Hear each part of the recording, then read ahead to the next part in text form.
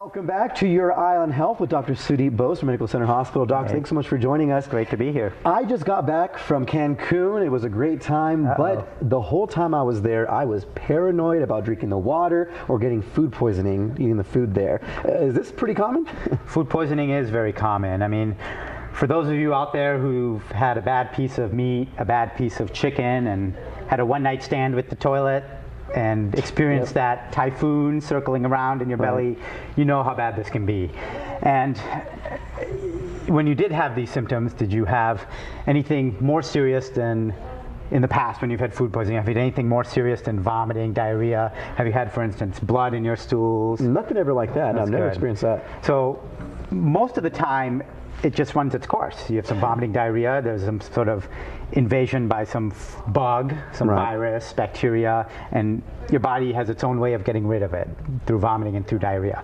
But if you have blood in your stools, mucus in your stools, really high fevers, and you just feel lousy, like you're so dehydrated from vomiting and diarrhea that, you know, it's so bad that you feel like you're going to die, and you're afraid that you won't. It's that bad. But that's when you should probably seek help for it. But most of the time, it's about just letting it pass or preventing it in the first place. So let's talk about some prevention. That's always good. Let's just not get there. Let's not get there. And you know, a lot of times, let's talk about that bad piece of meat and chicken that we discussed. It needs to be cooked properly. So immediately when you get the meat, refrigerate it right away. Wash meat, poultry very, very well. And then when you're cutting it, you have to remember not to cross-contaminate.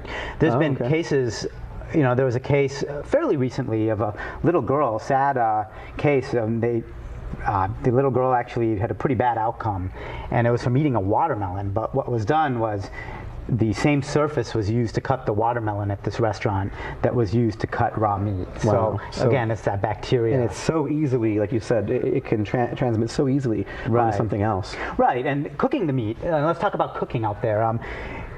Technically, you should get the inside of the meat at about 165 degrees for about 15 seconds. So again, you want enough heat to kill that bacteria or virus. So ideally, it's done with a food thermometer.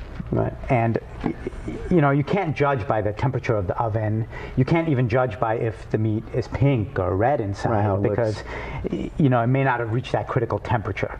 So use a food thermometer, and then, you know, in addition to the meat preparation, let's talk about your Cancun trip. You know, what's the guiltiest culprit? It's this right here. Water. It's the water. And I was told, don't drink any of the water there, only bottled. So I was just getting bottled water. Had my whole room stocked with that.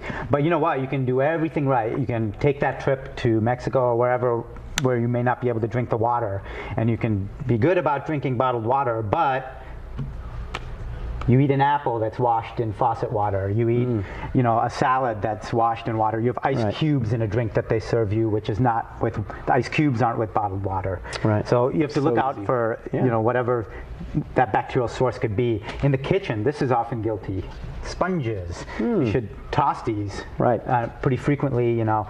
Better yet, you could use one of these, you know, reusable wipes, cloths, toss them, or wash it in bleach if you're using a cloth. It might be a little better. That bacteria can really live on anything, especially if you're not, like a lot of people, I know a lot of people use these for weeks at a time, but you don't want to do that. Not good news. It holds a lot of bacteria there. And then our hands, right? Every time you go to the bathroom, wash your hands. If you change a baby's diaper, you know, wash your hands, because it's a germy environment. You know what I'm saying, Robert? I'll stay away. So it's all about preventing it. All right, thanks so much, Dr. Bose. Always great advice. And if you have any questions you have there at home you want answered here on the front page, go ahead and submit them to the email there at the bottom of your screen. We'll be right back. Stay with us.